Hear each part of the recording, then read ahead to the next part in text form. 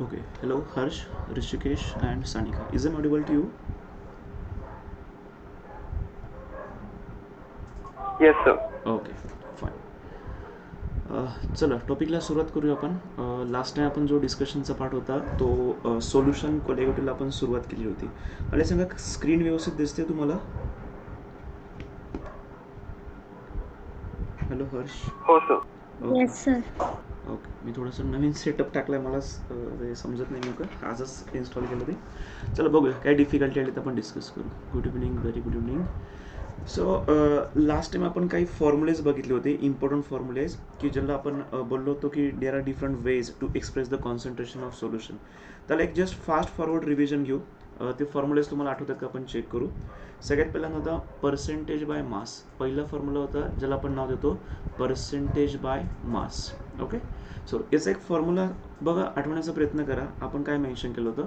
Formula असा होता mass of solute, mass of solute upon mass of solution, mass of solution multiply by 100. Remember second formula होता, त्याचं नाव सांगता येईल का? सेकंड फॉर्म्युला कुठला होता?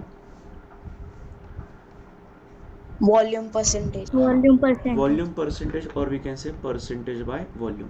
पर्सेंटेज बाय वॉल्यूमचा फॉर्म्युला असा होता volume of solute, volume of solute upon volume of solution, volume of solution multiply by 100. this is second formula. तिसरा फॉर्म्युला आपल्याकडे असा होता ज्याला आपण नाव दिलं होतं मोल फ्रॅक्शन. इथे मी मेन्शन करतो इट्स अ मोल फ्रॅक्शन. आणि मोल फ्रॅक्शनचं ॲक्च्युली दोन फॉर्म्युले असतात. मोल फ्रॅक्शनचा सिम्बॉल आहे एक्स, त्याच्यामध्ये आपण मेन्शन करतो मोल फ्रॅक्शन ऑफ सोल्यूट आणि mole fraction of solvent. Okay. So इथे मी मेन्शन करतोय mole fraction of solvent. This is mole fraction of solvent. Mole fraction of सॉल्वंटचा सिम्बॉल आहे x1 and that x1 is equal to n1 upon n1 plus n2. Similarly mole fraction of solute, त्याला symbol असतो x2 and x2 is equal to n2 upon n1 plus n2. असे तीन फॉर्म्युले झालेत. याच्यामध्ये आपण अजून काही फॉर्म्युलेज बघितले होते ज्याला आपण मोल फ्रॅक्शन नंतर आपण दोन इम्पॉर्टंट फॉर्म्युले होते, मोलॅरिटी आणि मोलॅलिटी. ते दोघंही एकाच पेजवरती कव्हर करतो जेणेकरून दोघांमधला डिफरन्स तुम्हाला कळेल. So first I talk about the molarity. Molarity symbol आपण यूज करतोय capital M.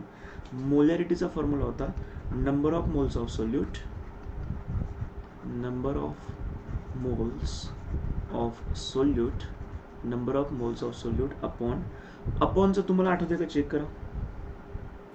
Volume in liters. Volume कोणाचा? सॉल्वंटचा? Solvent. Solution. नाही, सोल्युशनचा. Solution. So this is volume of solution in either you can say decimeter cube or you can say liter. Okay. So and the last formula important, that is about the molality. ज्याला आपण generally symbol use करतो small M. Okay. आता मोलॅलिटीचा formula वरच्यासारखा जवळपास आहे, त्यातला बराचसा part same पण आहे. स्टार्टिंग तर सेमच आहे. नंबर ऑफ मोल्स, इथलं काय वापरायचं मला माहित नाही.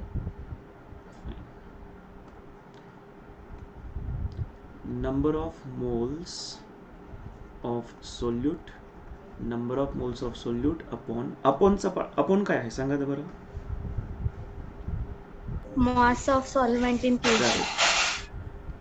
Mass of solvent in KG. Okay. चला, हे इम्पॉर्टंट सगळे फॉर्म्युलेज होते जे आपण लास्ट टाइम डिस्कशन झालेलं आहे. ओके. मला सांगा तुम्हाला स्क्रीन वगैरे सगळं व्यवस्थित दिसतंय ना? Yes, sir. Okay fine. Actually I am going to use this tool first time, not aware of this tool. बघूया कसं वापर करता येईल. चला नेक्स्ट बघूया काय आहे. आजचा आपल्याला फ्रेश टॉपिक असणार आहे, ज्या टॉपिकचं नाव आहे solubility. The name of topic is solubility. Okay. एकदम सिम्पल टर्म आहे. सोल्युबिलिटी म्हणजे काय असतं? फॉर एक्झाम्पल एखादं मी सॉल्वंट घेतलं आहे आणि या सॉल्वंटमध्ये काहीतरी अमाऊंट ऑफ सोल्यूट मी याच्यात ॲड केला आहे. या सॉल्वंटमध्ये काहीतरी अमाऊंट ऑफ सोल्यूट आपण ॲड केला आहे. आता तो ॲड केलेला सोल्यूट हा किती डिझॉल्व होणार हे डिपेंड आहे त्याच्या अमाऊंटवरती, आणि हे डिपेंड पण आहे त्या घेतलेल्या सॉल्वंटच्या व्हॉल्यूमवरती. सॉल्वंट आणि सोल्यूट दोघांवरती डिपेंड असताना की तो सबस्टन्स डिझॉल्व किती होतोय. Okay, so solubility is nothing but, इथे मी नोट करून देतो तुम्हाला, just I am going to write here definition. Solubility of substance is its amount of solute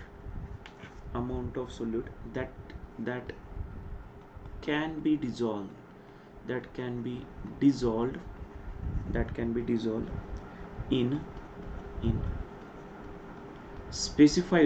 in specified amount of solvent. Specified थोडं shortcut वापरतोय, specified amount of solvent. म्हणजे बघा असं कसं पण घेऊन चालणार नाही. तुम्ही सॉल्वंट किती घेताय ते पण मॅटर करते, तुम्ही सोल्यूट किती टाकताय ते पण मॅटर करते. सो तुम्ही यूज केलेला सॉल्यूट आणि तुम्ही यूज केलेला सॉल्वंट दोघांची अमाऊंट मॅटर करते. So it is a substance, it is a amount of substance, or we can say amount of solute that can be dissolved in a specified amount of solvent to make, आता एक महत्त्वाची line बोलतोय, to make saturated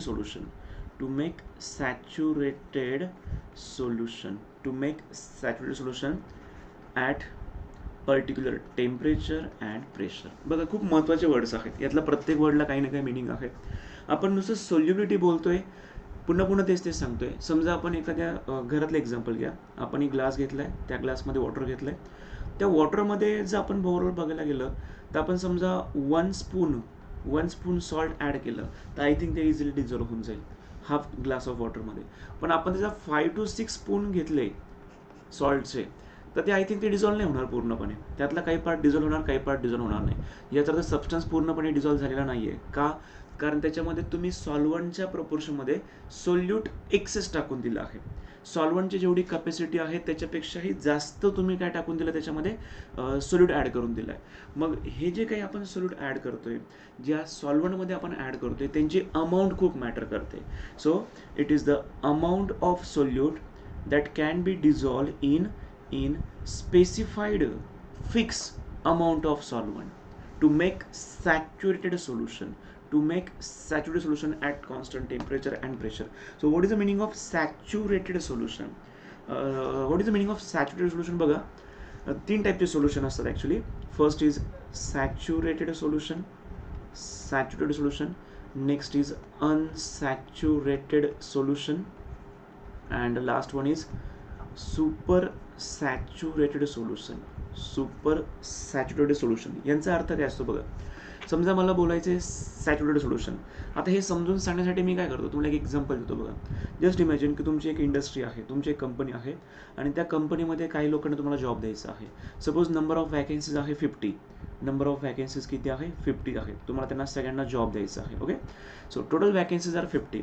आता मला सांगा तुम्ही add केली त्याची, तुम्ही त्याची काय बोलता त्याला, वॅकन्सीसाठी तुम्ही मार्केटमध्ये ॲड केली, सोशल मीडिया, न्यूजपेपर एक्सेट्रा तुम्ही ॲड केली. आता त्या जॉबला ॲप्लाय करताना नेमक्या 50 वॅकन्सीज होत्या आणि 50 लोकांनी ॲप्लाय केला आहे, म्हणजे 50 लोकांनी त्याला ॲप्लाय केलं आहे. तर मला सांगा 50 जॉब वॅकन्सीज आहे, 50 लोक ॲप्लाय करत आहे. याचा अर्थ सध्या कंडिशन कशी माहिती का, सध्याचं सॅच्युरेशन झालं आहे. सध्या काय आहे, जेवढे सीट्स अवेलेबल आहे तेवढे लोक पण अवेलेबल होते, त्याला बोलतात सॅच्युरेशन. आता हे आपल्याला केमिस्ट्रीसोबत कसं जोडायचं आहे. समजा एखाद्या सॉल्वंटमध्ये 5 ग्रॅम सबस्टन्स डिझॉल्व करायला पाहिजे, 5 ग्रॅम सबस्टन्स डिझॉल्व व्हायला पाहिजे, ही त्याची कॅपॅसिटी आहे. एखाद्या सपोज आपण इथे एक्झाम्पल घेऊ वॉटरचं. समजा मी वॉटर घेतलं आहे 50 ml, आणि 50 ml वॉटरमध्ये सपोज कन्सिडर करा की याच्यामध्ये फक्त 5 ग्रॅम NaClच डिझॉल्व होऊ शकते. 50 ml मध्ये फक्त 5 ग्रॅमच डिझॉल्व होऊ शकते. आता मी 1 ग्रॅम टाकलं तर डिझॉल्व होऊन जाणार, 2 ग्रॅम टाकलं तरी डिझॉल्व होऊन जाणार आहे, 3 ग्रॅम टाकले, 4 ग्रॅम टाकले, 5 ग्रॅम टाकले तरी डिझॉल्व झाले. पण मी 5 ग्रॅमपेक्षा एक्स्ट्रा काही जरी टाकलं तरी डिझॉल्व होणार नाही आहे. मग एक्झॅक्टली तुम्ही 5 ग्रॅम ॲड केलं, याचा अर्थ जे सोल्युशन तयार झाले ते सोल्युशन कसं आहे, सॅच्युरेटेड सोल्युशन तयार झालं आहे. तसं 50 वॅकन्सीज 50च्या 50 लोकांनी अप्लाय केला, सगळ्यांचं सिलेक्शन झालं, सगळ्यांना जॉब मिळाला. So it's a saturation point. आता समजा तुम्ही वॅकन्सी आहे 50 आणि अप्लाय केला फक्त 30 लोकांनी, 30च्या 30 लोकांचं सिलेक्शन झालं, still the 20 vacancies are remaining. म्हणजे सोल्युशनच्या बाबतीत मॅक्झिमम 5 ग्रॅम डिझॉल होऊ शकत होतं, पण तुम्ही फक्त 2 ग्रॅम टाकले. याचा अर्थ अजून NaCl डिझॉल्व होण्यासाठी काही ना काही स्कोप आहे. मग त्या टाईपच्या सोल्युशनला बोलतात अनसॅच्युरेटेड सोल्युशन, ज्याच्यामध्ये अजून सॅच्युरेशन झालं नाही आहे. सॅच्युरेशन आलं म्हणजे काय, मॅक्झिमम डिझॉल्व झाला, त्याच्या पलीकडे काही डिझॉल्व होणार नाही, त्याला बोलतात सॅच्युरेटेड. जोपर्यंत सॅच्युरेशन येत नाही, तुम्ही थोडाफार सबस्टन्स ॲड करताय, अजून सॅच्युरेशन पॉईंट आलाच नाही आहे, तर त्या पॉईंटला सोल्युशनला बोलतात अनसॅच्युरेटेड सोल्युशन. आणि एक पॉईंट असा येणार आहे की जॉब वॅकन्सी होत्या 50, पण अप्लाय केल्या सपोज 150 लोकांनी, तर याचा अर्थ काय, गरजेपेक्षाही खूप जास्त लोक आलेत, सगळ्यांना जॉब भेटणार नाही, काहींना रिटर्न जावं लागणार आहे. सो तसं इथे सोल्युशनच्या बाबतीत बघितलं की 5 gram is the maximum, 5 gram is the maximum. तुम्ही 15 ग्रॅम टाकून दिलाय, मला सांगा त्यातला 5 ग्रॅम डिझॉल्व होऊन जाईल, रिमेनिंग 10 ग्रॅम डिझॉल्व होईल का, नाही. मग हा एक्स्ट्रावाला पार्ट तसा शिल्लक आहे, तो डिझॉल्व होणारच नाही आहे, मग त्याला बोलतात सुपर सॅच्युरेटेड सोल्युशन. मग आपण सबस्टन्सला ॲड करतोय, सोल्यूटला ॲड करतोय एखाद्या सॉल्युटमध्ये, पण काय तर झालं पाहिजे, सॅच्युरेटेड सोल्युशन झालं पाहिजे. म्हणजे जोपर्यंत सबस्टन्स डिझॉल्व होतोय मॅक्झिमम, तोपर्यंत डिझॉल्व करा, त्याला आपण सिम्पल वर्ड यूज करतो सॅच्युरेटेड. इथे आपण वर्ड वापरलाय सॅच्युरेटेड सोल्युशन. ओके, सो बघा, what is solubility. Solubility of substance is its amount, it's a amount of solute that can be dissolve in specified amount of solvent to make the solution saturated at constant temperature and pressure. It is called as solubility. Okay, so this is all about the explanation of solubility. आता आपण पुढच्या पॉईंटकडे जाऊया, ज्याच्यामध्ये आपल्याला discuss करायचं आहे factors affecting solubility. Okay, which factors affect solubility आपण discuss करू. एक मिनिट, मी बॅकग्राऊंड थोडंसं डार्क घेतो. ओके, इथे टॉपिकचं आपण नाव टाकू फॅक्टर्स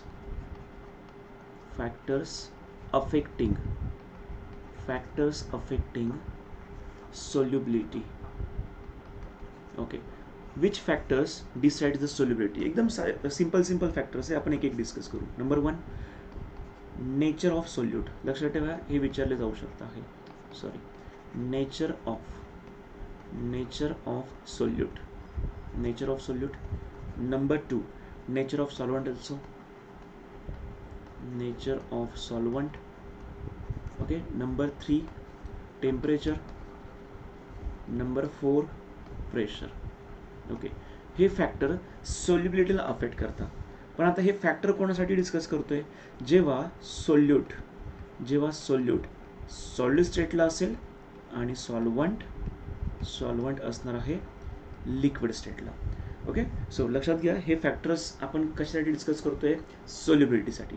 पण कोणाची solubility, Wien solid is dissolve in liquid, त्यावेळेची आपण हे फॅक्टर स्टडी करतोय.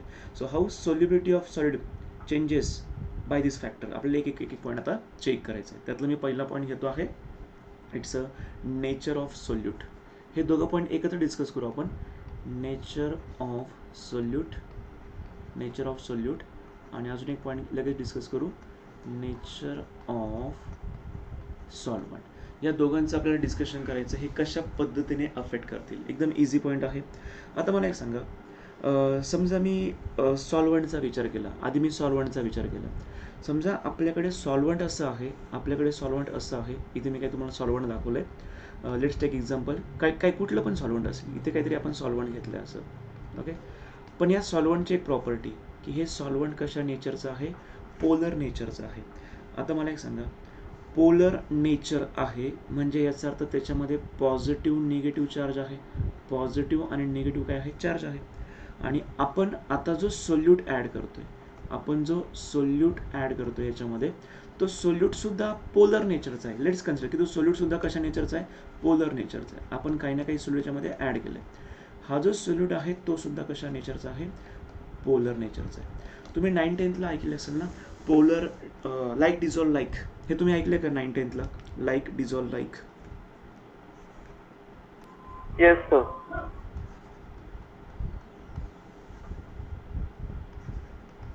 याचा मिनिंग असं आहे की आपण पोलरमध्ये पोलर टाकलं तर सोल्युबिलिटी वाढते. म्हणजे सोल्यूट पोलर आहे, सॉल्वंट सुद्धा पोलर आहे. पोलरमध्ये पोलरला ॲड केलं आहे तर सोल्युबिलिटी काय होणार लगेच इन्क्रीज होणार आहे. Wien solute is in solid state and solvent is in liquid state but both are polar, then the solubility of solid increases. Okay, in the same way समजा मी पुन्हा एक सॉल्वंट घेतला आहे ओके, आणि ते solvent again the solvent is polar. पुन्हा solvent कशा नेचरचं आहे पोलर नेचरचं आहे. Solvent is polar in nature आणि त्या सॉल्वंटमध्ये आपण ॲड करतोय काहीतरी सोल्यूट.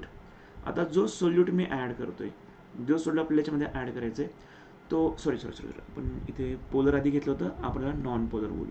मी सॉल्वंट घेतला आहे नॉन पोलर आणि सोल्यूटसुद्धा कसा घेतला आहे नॉन पोलरच घेतला आहे. इथे पण सेम अप्लाय होणार लाईक डिझॉल्व लाईक. सोल्यूट पण नॉन पोलर आहे, सॉल्वंट पण नॉन पोलर आहे. नॉन पोलरमध्ये नॉन पोलर जास्त डिझॉल्व होतं. So the solubility again increases.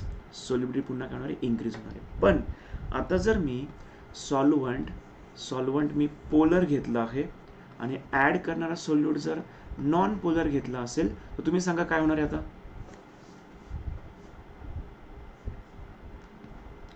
जर मी सॉल्वंट पोलर घेतलंय सोल्यूट नॉन पोलर घेतलाय तर सोल्युबिलिटीवरती काय इफेक्ट होणार कमी असणार आहे.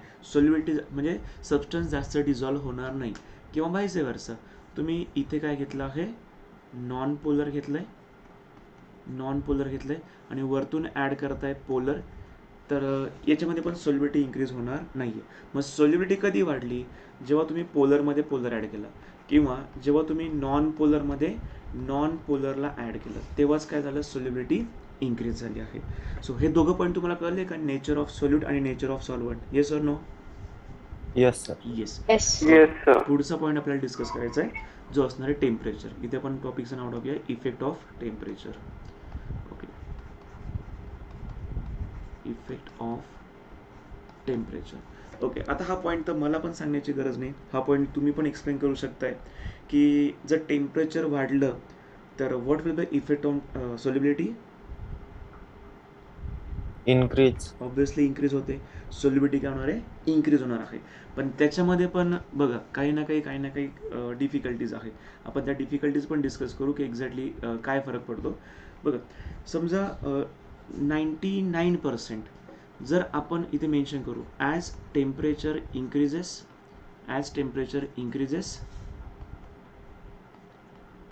solubility of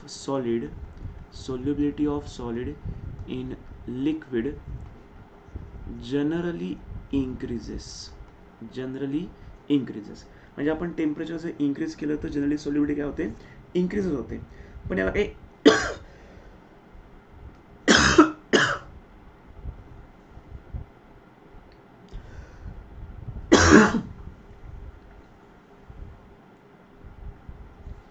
पण याला काही सॉरी याला काही कंडिशन्स आहे. कंडिशन्स बघा कशा आहे, काय पॉईंट सांगतो मी तुम्हाला. जर डिझोल्युशनची process if dissolution process is exothermic. खूप महत्त्वाचं बोलतोय आता. If dissolution process is exothermic, मला सांगा what exactly mean by exothermic. ही अशी प्रोसेस आहे ज्याच्यामध्ये हीट काय होते आहे रिलीज होते. म्हणजे तुम्ही काय करताय, तुम्ही एका सॉल्वंटमध्ये सोल्यूट तर ॲड करता आहात पण ही प्रोसेस सुरू असताना हीट काय होते आहे हीट इव्हॉल्व होते आहे. याचा अर्थ एक्झोथर्मिक रिॲक्शनसाठी डेल्टा एच ची व्हॅल्यू ही नेहमी 0 पेक्षा कशी असते जास्त असते. डेल्टा एच म्हणजे काय एन्थॅल्पी of solution is always greater than 0. Y एन्थॅल्पी of solution is greater than 0, त्याचा मिनिंग असा आहे की बघा सिम्पल वेने समजून सांगतो. जर हीट बाहेर पडते याला टाकल्यानंतर या सोल्यूटला ॲड केल्यानंतर जर हीट बाहेर पडते याचा अर्थ सोल्यूटला टाकण्याच्या आधी हीट आतमध्येच होते की नाही. सोल्यूटला टाकण्याच्या आधी हीट आतमध्येच होती. Yes or no? Yes sir. Okay, मग तेव्हाची जी काही व्हॅल्यू असेल सपोज मी त्याला म्हणतोय H1 ची व्हॅल्यू काहीतरी असेल, काही ना काही व्हॅल्यू असेल. आता मला सांगा हा सबस्टन्स जेव्हा तुम्ही ॲड केलेला आहे हा सबस्टन्स ॲड केल्यानंतर हीट काय होते, इव्हॉल्व होते. म्हणजे मी असं म्हणू शकतोय का की enthalpy of reactant is more. Enthalpy of reactant is more. आणि सबस्टन्स ॲड केल्यानंतर जर एनर्जी बाहेर चालली आहे याचा अर्थ प्रॉडक्टमध्ये एनर्जी आता कमी राहणार. Product enthalpy of product is less. प्रॉडक्टची एन्थाल्पी कमी कसं काय झाली, कारण सबस्टन्स ॲड केल्यानंतर हीट तर बाहेर चालली की नाही. म्हणजे जेव्हा प्रॉडक्ट तयार झालेलं असेल त्याच्यामध्ये एनर्जी कमी असेल. एन्थाल्पी ऑफ प्रॉडक्ट इज लेस. मला सांगा, जेव्हा आपण चेंज इन एन्थाल्पी काढतोय so enthalpy of reactant minus enthalpy of product आपण घेतलं तर तुम्ही हायर व्हॅल्यूमधून लोअर व्हॅल्यू मायनस करताय, तर ऑब्व्हियसली डेल्टा एच तुम्हाला कसं मिळतोय, पॉझिटिव्ह मिळतोय. डेल्टा एच पॉझिटिव्ह मिळतोय म्हणजे याचा अर्थ आपण इथे काय बोलतोय, delta H is greater than 0. आणि डेल्टा एच जर ग्रेटर दॅन 0 असेल तरच मी म्हणू शकतोय solubility increases with increase in temperature. Solubility increases with increase in temperature. पण याच्या कम्प्लिटली ऑपोजिट होणार बरं का. आता याच्या कम्प्लिटली ऑपोजिट म्हणजे बघा, फॉर एक्झाम्पल जर समजा मी एक सॉल्व्हंट घेतला आहे आणि या सॉल्व्हंटमध्ये मी काहीतरी सोल्यूट ॲड करतो आहे. ओके. सो सोल्यूट ॲड केल्यानंतर जर ही प्रोसेस एंडोथर्मिक असेल म्हणजे एनर्जी काय होणार आहे, ॲब्सॉर्ब होणार आहे. जर ही प्रोसेस एंडोथर्मिक असेल तर एक्झॅक्टली होतं काय, डेल्टा एच नाव बिकम्स लेस दॅन 0. आणि डेल्टा एच जर 0 पेक्षा कमी झाला तर आपण असं बोलतो सोल्युबिलिटी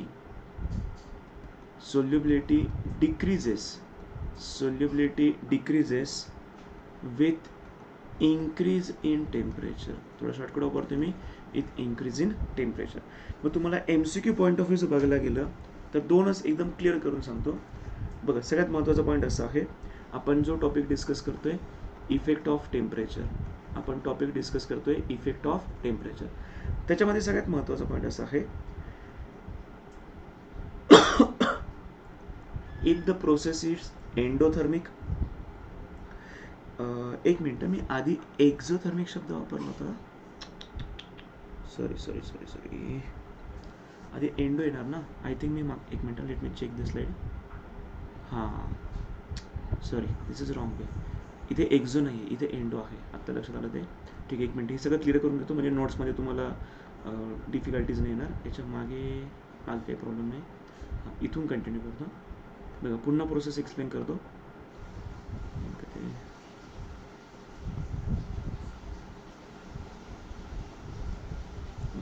बघा, हा पॉईंट रिपीट करतो काय झालं एक्झॅक्टली, इट्स माय मिस्टेक. बघा, याच्यामध्ये आपण काय सांगतो, जर प्रोसेस डिझोल्युशनची process, if dissolution process is endothermic. आता एंडोथर्मिकचा मिनिंग काय आहे. एंडोथर्मिकचा मिनिंग असं आहे की हीट काय होणार आहे, ॲब्सॉर्ब होणार आहे.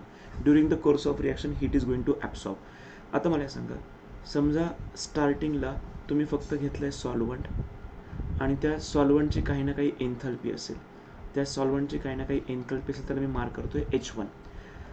आणि ज्यावेळेस तुम्ही त्याच्यामध्ये एखादा सोल्यूट ॲड करणार आहात, ज्यावेळेस तुम्ही त्याच्यामध्ये काही ना काही सोल्यूट ॲड करताय, सपोज हा सोल्यूट तुम्ही ॲड करताय, याच्यामध्ये सोल्यूट ॲड करण्याच्या आधी या सॉल्व्हंटची काही ना काही एन्थाल्पी होती, ज्याला मी मार्क केलं आहे H1. आता मला एक सांगा, जर ही प्रोसेस एंडोथर्मिक आहे, याचा अर्थ सोल्यूट ॲड केल्यानंतर जेव्हा प्रोसेस चालू झालेली असेल तेव्हा एनर्जी काय होणार आहे, ॲब्सॉर्ब होणार आहे. आणि जेव्हा ही प्रोसेस कंप्लीट झालेली असेल, सबस्टन्स पूर्णपणे डिझॉल्व्ह होऊन गेला आहे, आता सबस्टन्स शिल्लक नाही, सबस्टन्स पूर्णपणे डिझॉल्व्ह झाला आहे, तेव्हा या सोल्युशनमध्ये एनर्जी कशी असेल, हाय असेल. म्हणजे H2ची व्हॅल्यू आता काय झाली, हाय झाली. आणि त्याच्या कम्पेरेटिव्ह H1ची व्हॅल्यू कशी असेल, लो असेल. मग चेंज इन एन्थाल्पी आपल्याला काढायचं असेल, change in enthalpy change in एन्थॅल्पी calculate करायचं असेल तर H2 minus H1, H2 minus H1, H2 ची व्हॅल्यू हाय आहे, H1 ची लो व्हॅल्यू आहे, जे काही आन्सर येईल ते कसं असेल पॉझिटिव्ह. याचा अर्थ डेल्टा एच ची व्हॅल्यू कशी असणार आहे पॉझिटिव्ह. डेल्टा एच ची व्हॅल्यू पॉझिटिव्ह याचा अर्थ मी असं म्हणू शकतोय delta H is greater than 0. Delta H is greater than 0. Okay. आता पुन्हा एकदा सांगतो, सोल्यूट डिझॉल्व करण्याच्या आधी काहीतरी व्हॅल्यू आहे H1, त्या सॉल्व्हंटची काही ना काही व्हॅल्यू आहे H1 जी एन्थॅल्पी आहे. सोल्यूट डिझॉल्युशनची प्रोसेस जेव्हा सुरू होत असते तेव्हा ही एक प्रकारची एंडोथर्मिक रिॲक्शन, आणि एंडोथर्मिक रिॲक्शनमध्ये एनर्जी काय होत असते ॲब्सॉर्ब होत असते. म्हणजे सबस्टन्स जेव्हा डिझॉल्व व्हायला सुरुवात होईल तेव्हा एनर्जी ॲब्सॉर्ब करणार. एनर्जी ॲब्सॉर्ब केली म्हणजे जेव्हा पूर्णपणे डिझॉल्व होऊन गेला असेल तेव्हा फायनल एनर्जी ऑब्व्हियसली कशी असणार आहे हाय असणार आहे. फायनल एनर्जी ऑब्व्हियसली हाय असणार आहे. मग आपण चेंज इन एन्थॅल्पी कशी काढतो, एन्थॅल्पी of product minus एन्थॅल्पी of reactant. एन्थॅल्पी of product minus एन्थॅल्पी of reactant that is H2 minus H1. H2 ची व्हॅल्यू जर हाय आहे, हाय मधून तुम्ही लो मायनस करताय, ऑब्व्हियसली डेल्टा एच पॉझिटिव्ह मिळेल, आणि डेल्टा एच पॉझिटिव्ह आहे याचा तर 0 पेक्षा जास्तच आहे की नाही. So delta H is greater than 0. आणि जर डेल्टा एच ग्रेटर दॅन 0 असेल तर आपण काय सांगतो solubility increases. Solubility increases with increase in temperature. मला ती फक्त सांगा, ही स्लाइड क्लिअर आहे का तुम्हाला? ही स्लाइड समजली? सर दोन्ही याच्यात डेल्टा एच वाढतोच का? नाही नाही नाही, हा पहिला पॉईंट झाला. दुसऱ्या पॉईंट मध्ये मी तुम्हाला करेक्शन करून सांगतो. आधी फक्त ही स्लाइड हो बघा, सर. ही स्लाइड क्लिअर आहे एकदम. हो सर. ओके. आता त्याच्या पुढची स्लाइड बघा. फक्त लक्षात ठेवा ही प्रोसेस होती एंडोथर्मिक, आणि एंडोथर्मिकमध्ये डेल्टा एच पॉझिटिव्ह आहे. डेल्टा एच पॉझिटिव्ह आहे म्हणजे डेल्टा एच ग्रेटर दॅन 0 आहे. डेल्टा एच ग्रेटर दॅन 0 जेव्हा असतो तेव्हा सोल्युबिलिटी नेहमी वाढते जेव्हा टेम्परेचर तुम्ही काय करता इन्क्रीज करता. आता पुढची स्लाइड एक्सप्लेन करतो. इफ डिझोल्युशन प्रोसेस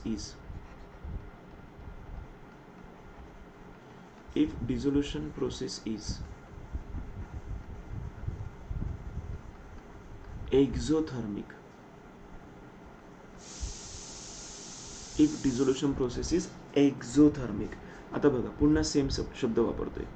एक सॉल्व्हंट घेतलंय, या सॉल्व्हंटची काहीतरी एन्थॅल्पी असेल, त्याला मी बोलतोय इनिशियल एन्थॅल्पी, जी काहीतरी व्हॅल्यू असेल H1, आणि या सॉल्व्हंटमध्ये आता मी एक सोल्यूट ॲड करणार आहे. सोल्यूट ॲड केल्या केल्या प्रोसेस कशी आहे, प्रोसेस ही एक्झोथर्मिक आहे. म्हणजे जेव्हा हा सोल्यूट याच्यामध्ये ॲड झालेला असेल तर या सोल्यूटमधून एनर्जी काय होणार आहे बाहेर पडणार आहे. एनर्जी काय होईल रिलीज होईल. देर is a released in the energy. Energy evolve होते, एनर्जी बाहेर पडते. म्हणजे प्रोसेस जेव्हा कंप्लीट झाली असेल डिझोल्युशनची तेव्हा इथला जो H2 असेल त्या H2 ची व्हॅल्यू कशी असेल ऑब्व्हियसली लेस असेल.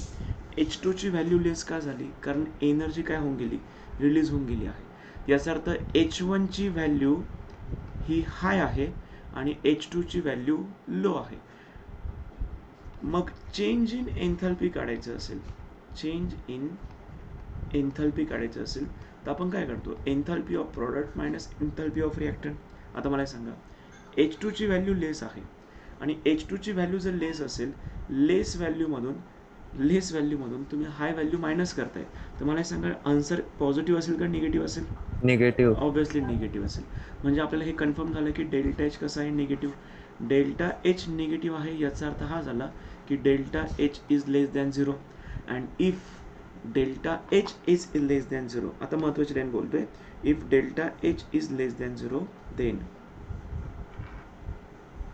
Solubility very decreases. Good then solubility decreases. इथे लिहितोय if delta H is less than 0 then solubility decreases with increase in temperature. म्हणजे लक्षात घ्या इन फ्युचर म्हणण्यापेक्षा आत्ताच आपण बघतोय की टेम्परेचर जर इन्क्रीज केलं तर प्रत्येक वेळेस सोल्युबिलिटी इन्क्रीज होते असं नाही आहे.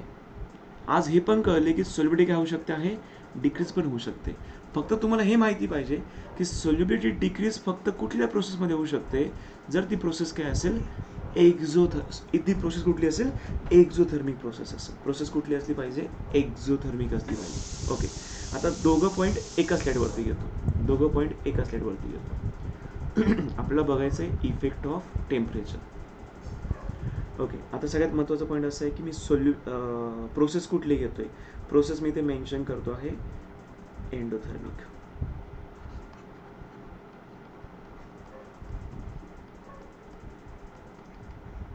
फॉर एंडोथर्मिक, आणि या साईडला मी डिस्कस करतोय for exothermic process. Okay, one by one मला सांगा, एंडोथर्मिक प्रोसेसमध्ये डेल्टा एच कसं असतो, positive negative? Positive. Delta H positive आहे, याचा अर्थ मी असं म्हणू शकतोय का delta H of solution is greater than 0? Yes or no? Yes. इकडे पण same point, delta H value कशी यायला पाहिजे, निगेटिव्ह येणारच आहे. मग याचा अर्थ असं झाला ना की delta H is less than 0. Delta H म्हणजे काय, चेंज इन एन्थॅल्पी. डेल्टा एच म्हणजे काय, चेंज इन एन्थॅल्पी. नंबर 2, जर डेल्टा एच ग्रेटर दॅन 0 असेल तर solubility increases with increase in temperature. खूप महत्त्वाचं, solubility increase होते जेव्हा टेम्परेचर सुद्धा increase होते. आणि या साईडला काय बोलणार, solubility will goes on decreasing. Solubility decreases with increase in temperature. बघा, खूप ट्रॅपिंग पॉईंट्स आहेत या पॉईंट्समध्ये, मुलं ट्रॅप होतात बऱ्याचदा. ओके, हे झालं पूर्णपणे टेम्परेचरचं डिस्कशन. यात कोणाला काही डाऊट आहे का?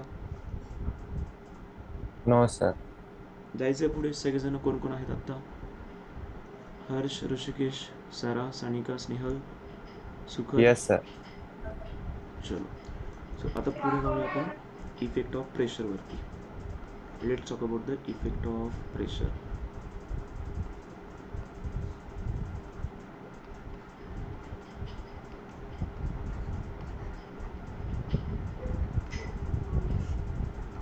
ओके, ॲक्च्युली या क्वेश्चनचं आन्सर तुमच्याकडेच आहे. सो इमॅजिन करा, एक सॉल्व्हंट मी घेतोय आणि त्या सॉल्व्हंटमध्ये मी काहीतरी सोल्यूट ॲड करणार आहे. आणि जर मी वरच्या साईडने असं प्रेशर अप्लाय करतोय, साईडने ते अप्लाय करू शकत नाही कारण ते मटेरियल आहे, एक बिकर असेल काहीतरी असेल, प्रेशर अप्लाय करू शकत नाही. पण वरच्या साईडने मी प्रेशर अप्लाय करू शकतोय. जर मी वरच्या साईडने प्रेशर अप्लाय केलं, सबस्टन्सला ॲड केल्यानंतर, बरं का, सबस्टन्सला ॲड केल्यानंतर, तर तुम्हाला काय वाटतं सोल्युबिलिटीवरती काय फरक पडणार? इनक्रीज. बघा, विचार करा.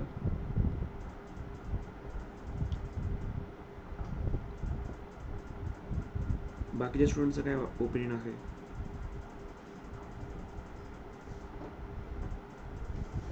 इथे मी आन्सर देतो आहे. There is a no effect of pressure on solubility. Okay, आता हे कसं काय झालं sir, how it is possible? कारण मला एक सांगा, जो सबस्टन्स त्या सरफेसच्या आतमध्ये गेलाय, हे सॉल्व्हंटचा सरफेस आहे आणि सॉल्व्हंटच्या सरफेसच्या आतमध्ये आता कोण गेलंय, आता हे सोल्यूटचे पार्टिकल्स गेले, समजण्यासाठी मोठे मोठे काढतोय. आणि आता तुम्ही काय करताय, तुम्ही वरच्या साईडने हवं तेवढं प्रेशर अप्लाय केला, तुम्ही वरच्या साईडने किती पण प्रेशर अप्लाय करा. मला सांगा, लिक्विड कधी कॉम्प्रेस होतं का रे?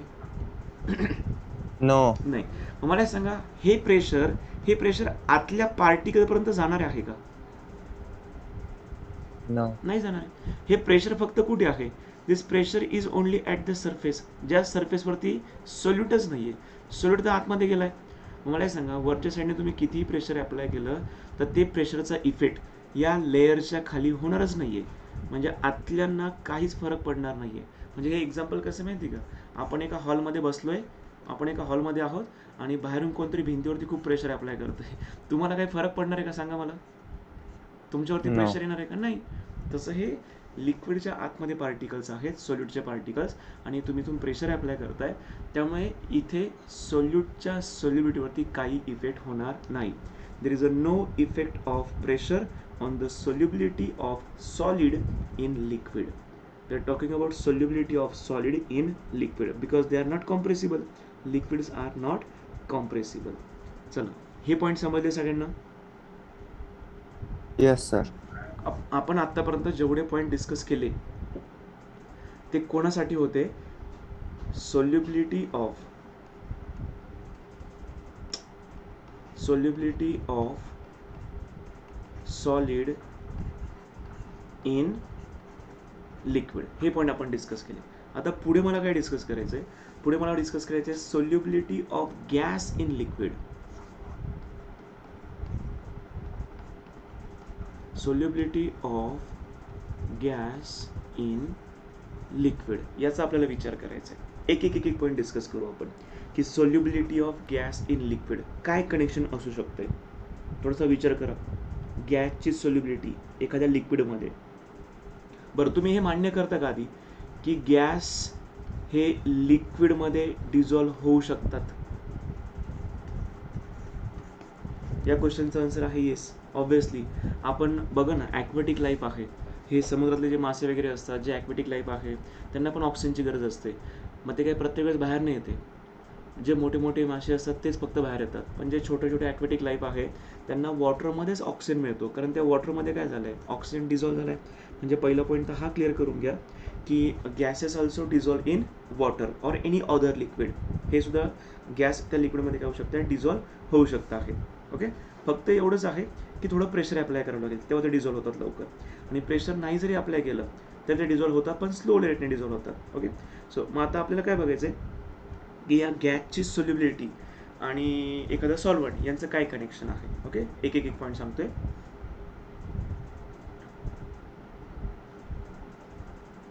सपोज मी काही गॅसेस मेन्शन करतोय. सपोज माझ्याकडे एक गॅस आहे. Let's take some example of gas. Hydrogen chloride, HCl gas. Suppose माझ्याकडे आहे HCl gas. If I have ammonia gas, SO2 gas आहे. सपोज आपल्याकडे SO2 गॅस आहे, भरपूर सारे गॅसेस आहे. यांना जर मी वॉटरमध्ये ॲड करण्याचा प्रयत्न केला, HCl ला ॲड केलं सेपरेटली, अमोनियाला ॲड केलं सेपरेटली, SO2 गॅसला SO2 गॅसला वॉटरमध्ये ॲड केली सेपरेटली, तर they are highly soluble. They are highly soluble. ते इझिली डिझॉल्व्ह होऊन जातात. आता ते इझिली डिझॉल्व्ह का होतात बघा. यांचं नेचर आहे की यांच्यामध्ये पोलॅरिटी आहे, आणि ज्या वॉटरमध्ये तुम्ही त्यांना ॲड करताय, तर वॉटरसुद्धा कसं आहे, पोलर आहे. याचा अर्थ पोलर गॅसला तुम्ही पोलरमध्ये टाकताय तर ऑब्व्हियसली त्याची सोल्युबिलिटी कशी असणार आहे, जास्त असणार आहे. ओके, हे तर झालं सिम्पल गॅसला आपण एखाद्या लिक्विडमध्ये ॲड करून. हेच ऑपोजिट होणार आहे जर तुम्ही गॅस कुठला घेणार, एखादा non polar gas. For example, तुम्ही ऑक्सिजन ॲड करण्याचा प्रयत्न करताय, तुम्ही हायड्रोजन ॲड करण्याचा प्रयत्न करताय, तुम्ही नायट्रोजन ॲड करण्याचा प्रयत्न करताय. हे पण डिझॉल्व्ह होतील, पण खूप स्लोली डिझॉल्व्ह होतील. यांची सोल्युबिलिटी खूप कमी असते. का? कारण हे कसे गॅसेस आहेत, हे नॉन पोलर आहेत. सॉरी. आणि तुम्ही नॉन पोलरला पोलरमध्ये टाकताय तर सोल्युबिलिटी कशी असेल, त्याची कमी असेल. पण आता जर मी प्रेशर अप्लाय केलं, solubility of gas is affected by pressure and temperature. Solubility of gas is affected by pressure and temperature. मग हे कशा पद्धतीने अफेक्ट करते ते आपल्याला डिस्कस करायचं आहे. ओके, हां, आता एक काम करा, सेशनला एंड करा आणि पुन्हा सेम लिंकला जॉईन करा लगेच.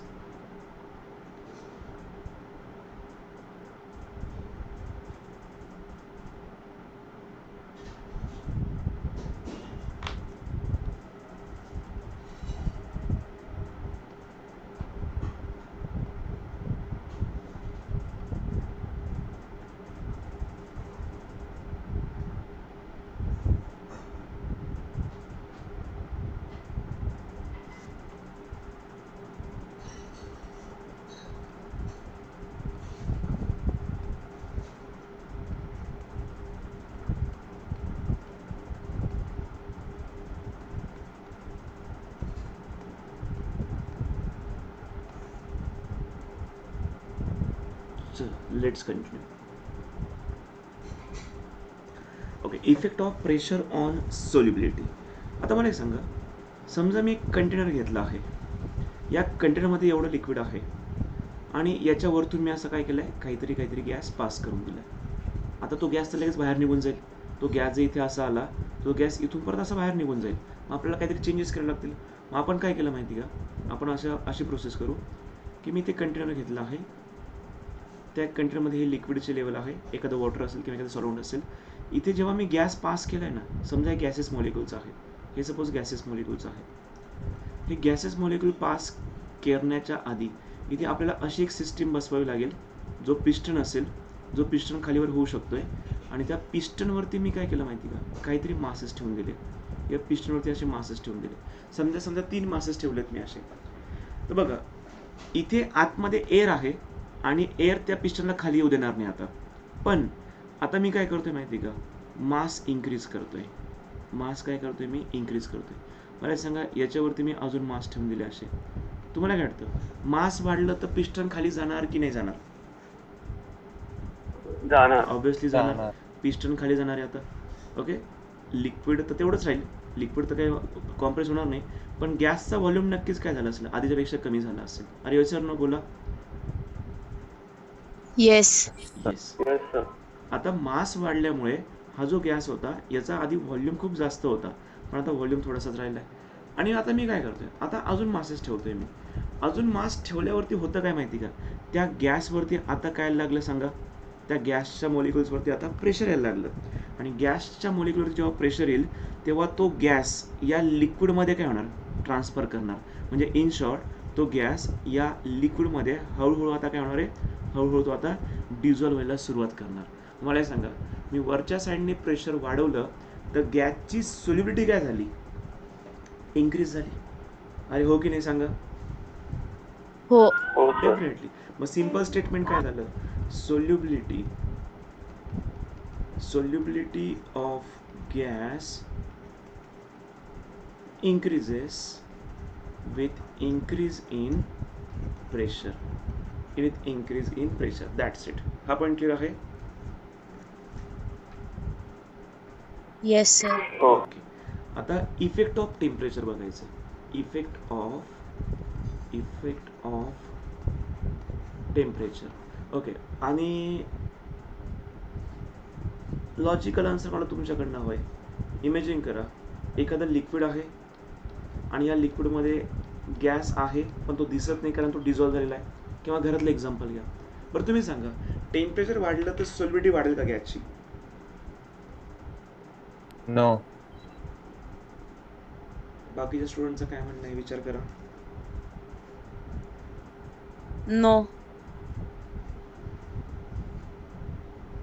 टेम्परेचर वाढलं तर सोल्युबिलिटी काही फरक पडणार नाही. करेक्ट.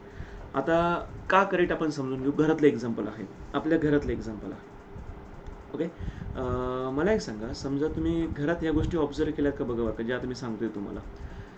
समजा तुम्ही एक पॉट घेतला आहे, एखादं पातेलं आहे आपल्या घरातलं, ज्यात आपण असं पाणी भरून ठेवलं आहे.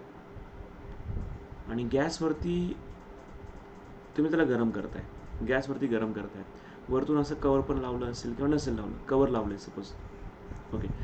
आता हे नोटीस केलं आहे का तुम्ही कधी, की या गॅस चालू असताना या कंटेनरच्या साईडला असे छोटे छोटे बबल्स आलेले असतात?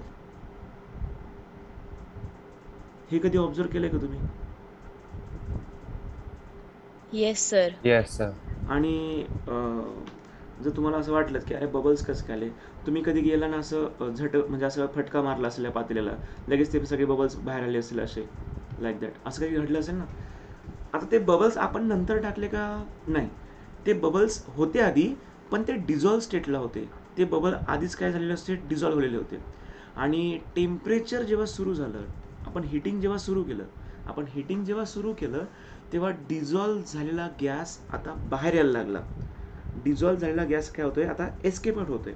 As temperature increases, due to increase in temperature, what are the gas which is already dissolved, what are the gases there which are already dissolved, that gas comes out from the liquid. तो gas आता काय होतोय, बाहेर पडतोय in the form of bubbles. म्हणजे एकदम in short आपण काय सांगू शकतोय, ॲज टेम्परेचर इंक्रीज झालं तर solubility option A remain same, option B increases, option C decreases आणि ऑप्शन डी काहीतरी वेगळं असेल. चला या तिघांचा विचार करा. टेम्परेचर इंक्रीज केलं डिक्रीजेस. तर सोल्युबिलिटी कॉन्स्टंट राहत नाही, हे लक्षात घ्या. सोल्युबिलिटी कधी सेम सापडणार नाही. सोल्युबिलिटी काय होते, डिक्रीज होते. इथे तुम्हाला क्लिअरली मेन्शन करायचं आहे solubility decreases. Okay, solubility decreases. मला सांगा हा पण पॉईंट सगळ्यांना क्लिअर आहे? Yes sir. Yes, sir. Okay.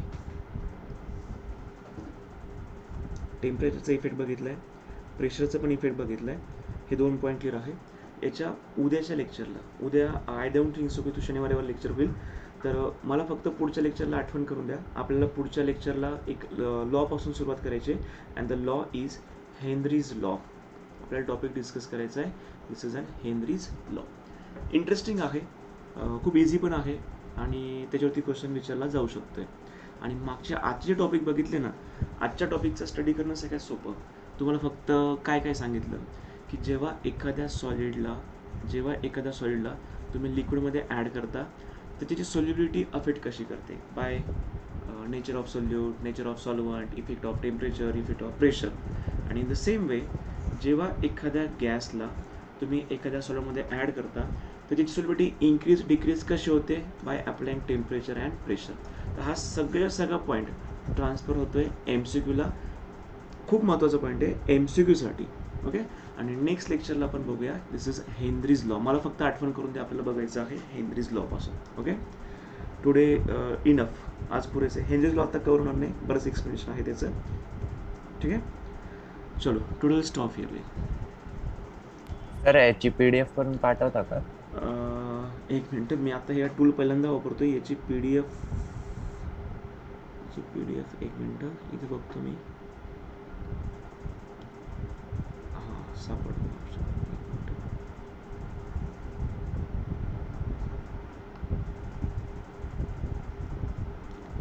आजची काय तारीख आहे? 29. 29 आहे सर. येस, 29.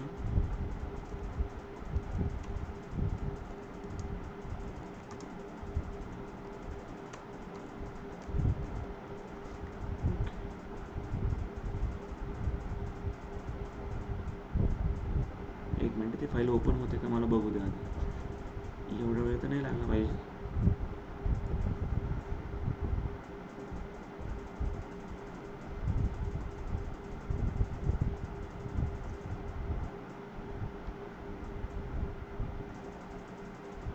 हां, डन.